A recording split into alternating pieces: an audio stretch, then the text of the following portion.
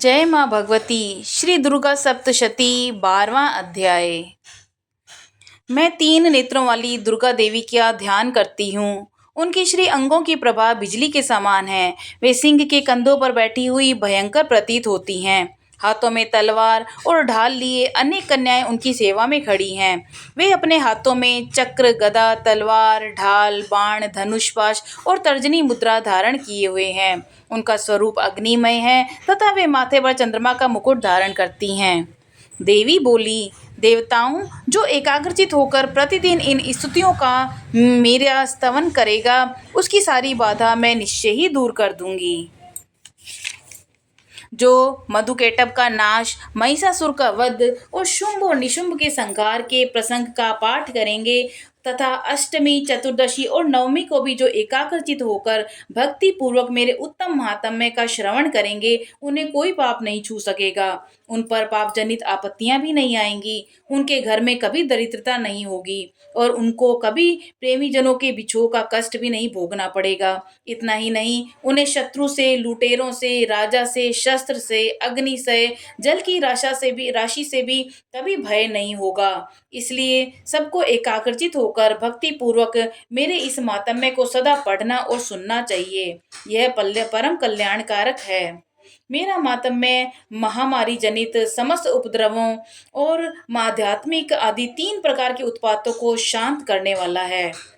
मेरे जिस मंदिर में प्रतिदिन विधि पूर्वक मेरे इस महात्म्य का पाठ किया जाता है, मैं उस स्थान को कभी नहीं छोड़ती। वहाँ सदा ही मेरा सन्निधान बना रहता है। बलिदान, पूजा, होम तथा महोत्सव के अवसरों पर मेरे इस चरित्र का पूरा पूरा पाठ और श्रवण करना चाहिए। ऐसा करने से मनुष्य विधि को जानकर या बिना जाने भी मेरे लिए जो बलि, पूजा या होम आदि करेगा, उसे मैं बड़ी प्रसन्नता के साथ ग्रहण करूंगी। शरत काल में जो वार्षिक महापूजा की जाती है, उस अवसर पर जो मेरे इस मातम्य को भक्ति पूर्वक सुनेगा, वह मनुष्य मेरे प्रसाद से सब बाधाओं से मुक्त तथा धन धान्य तथा पुत्र से संपन्न होगा। इसमें तनिक भी संदेह नहीं।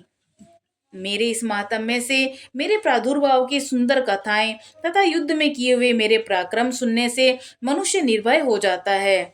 मेरे मातम्य का श्रवण करने वाले पुरुषों के शत्रु नष्ट हो जाते हैं। उन्हें कल्याण की प्राप्ति होती है तथा उनका कुल आनंदित रहता है। सर्वत्र शांति कर्म में बुरे स्वप्न दिखाई देने पर तथा ग्रह जनित भयंकर पीड़ा उपस्थित होने पर मेरा मातम्य श्रवण करना चाहिए।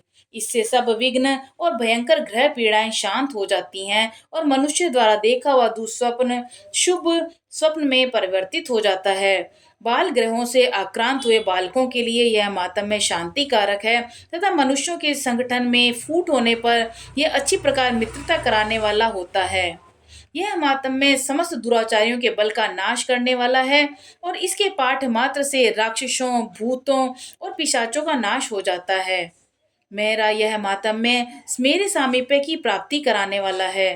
पशु, पुष्प, अर्घ्य, धूप, दीप, गंध आदि उत्तम सामग्रियों द्वारा पूजन करने से, ब्राह्मणों को भोजन कराने से, होम करने से, प्रतिदिन अभिषेक करने से, नाना प्रकार के अन्य भोगों को अर्पण करने से, दान देने आदि 1 वर्ष तक जो मेरी आराधना की जाती है, उससे मुझे जितनी प्रसन्नता होती है, उतनी प्रसन्नता मेरे इस उत्तम चरित्र का एक बार श्रवण करने मात्र से हो जाती है।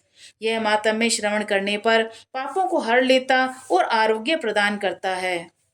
मेरे प्रादुर्भाव का कीर्तन समस्त भूतों से रक्षा करता है तथा मेरा युद्ध विषयक चरित्र दुष्ट दैत्यों का संहार करने वाला है। इसके श्रवण करने पर मनुष्यों को शत्रु का भय नहीं रहता। देवताओं और तुमने और ब्रह्म ऋषियों ने जो मेरी स्तुतियां की है, वे सभी कल्याणमयी बुद्धि प्रदान करने वाली हैं।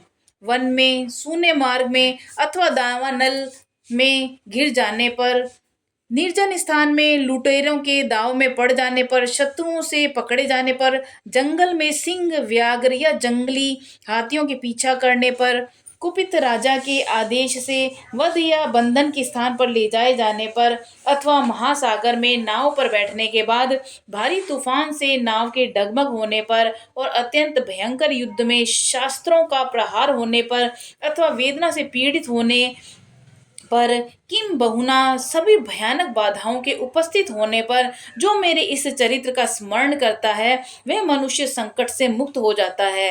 मेरे प्रभाव से सिंह आदि हिंसक जंतु नष्ट हो जाते हैं तथा लुटेरे और शत्रु भी मेरे चरित्र का स्मरण करने वाले पुरुष से दूर भागते हैं। ऋषि कहते हैं, यूं कहकर प्रचंड पराक्रम वाली भगवती चंडिका सब देवताओं के देखते देखते वहीं अंतर्ध्यान हो गई। फिर समस्त देवता भी शत्रुओं के मारे जाने से निर्भय हो पहले की भांति यज्ञ भाग का उपभोग करते हुए अपने अपने अधिकार का पालन करने लगे। संसार का विध्वंस करने वाले महाभयंकर अतुल पराक्रमी देव शत्रु शुंभ और महाबली निशुंभ के युद्ध में देवी द्वारा मारे जाने पर शेष दैत्य पाताल लोक में चले आए।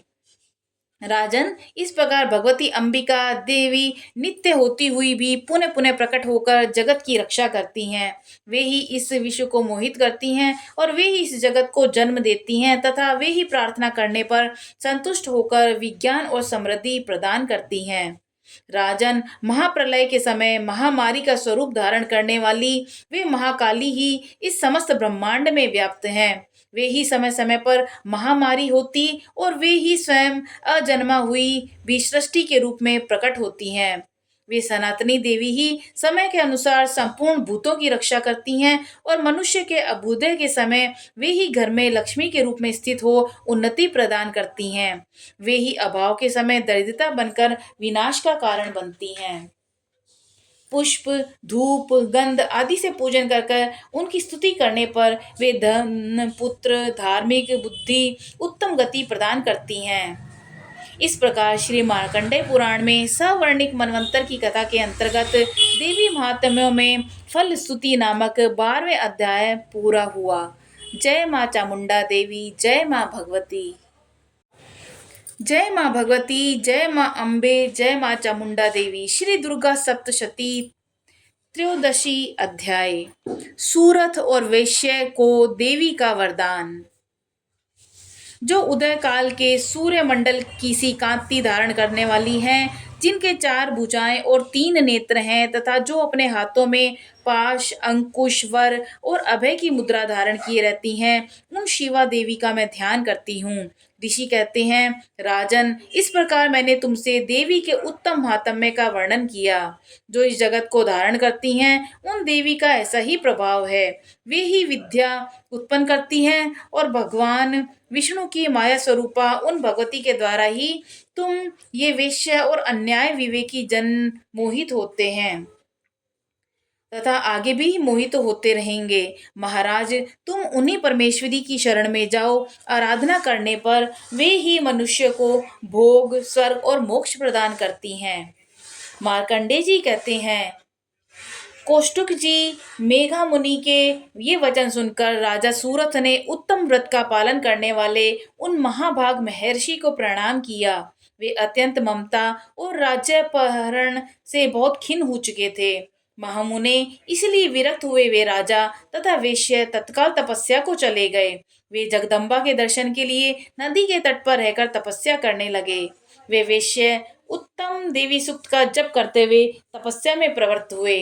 वे दोनों नदी के तट पर देवी की मिट्टी की मूर्ति बनाकर पुष्प, धूप और हवन आदि के द्वारा उनकी आराधना करने लगे। उन्होंने पहले तो आहार को फिर धीरे धीरे कम किया, फिर बिल्कुल निराहार लेकर देवी में ही मन लगाए एकाग्रता पूर्वक उनका चिंतन आरंभ किया। वे दोनों अपने शरीर के रक्त से प्रेक्षित बलि देते हुए लगातार 3 वर्ष तक संयम पूर्वक आराधना करते रहे। इस प्रकार प्रसन्न होकर जगत को धारण करने वाली चंडिका देवी ने प्रत्यक्ष दर्शन देकर कहा। देवी बोली, राजन तथा अपने कुल को आनंदित करने वाले वेश्य, तुम लोग जिस वस्तु की अभिलाषा रखते हो वह मुझसे मांगो, मैं संतुष्ट हूँ, अतः तुम्हें वह सब कुछ दूंगी। मार्कंडेय जी कहते हैं, तब राजा ने दूसरे जन्म में नष्ट न होने वाला राज्य मांगा तथा इस जन्म में भी शत्रुओं की सेना को बलपूर्वक नष्ट करके पुनः अपने राज्य प्राप्त कर लेने का वरदान मांगा। वेश्य का चित्त संसार की ओर से खिन्न और विरक्त हो चुका था और वे बड़े बुद्धिमान थे। अतः उस समय उन्होंने तो ममता और अहंता रूप आसक्ति का नाश करने वाला ज्ञान मांगा। देवी बोली, राजन, तुम थोड़े ही दिनों में शत्रुओं को मारकर अपना राज्य प्राप्त कर लोगे। अब वहां तुम्हारा राज्य स्थिर रहेगा। फिर मृत्यु के पश्चात तुम भगवान सूर्य के अंश से जन्म लेकर इस पृथ्वी पर सवर्णिक मनु के नाम से विख्यात हो जाओगे। वैश्यवर्य, तुमने भी जिस वर को मुझसे प्राप्त करने की इच्छा की थी उसे देती हूँ। तुम्हें मोक्ष के लिए ज्ञान प्राप्त होगा। मार्कंडेय जी कहते हैं कि इस प्रकार उन दोनों को मनोवांछित वरदान देकर और उनके द्वारा भक्ति पूर्वक अपनी स्तुति सुनकर देवी अंबिका तत्काल अंतर्ध्यान हो गई। इस तरह देवी से वरदान पाकर क्षत्रियों में श्रेष्ठ सूरत सूर्य से जन्म लेकर सावर्णी नामक मनु हुए। जय माँ जगदम्बा, जय माँ अंबिके। इस प्रकार श्री मार्कंडेय पुराण में सावर्णिक मनवंतर की कथा के अंतर्गत श्री महात्म्य में सूरत और वेश्य को वरदान नामक 13वें अध्याय पूरा हुआ। जय माँ काली, जय माँ अंबिके, जय माँ भगवती। हर हर महादेव।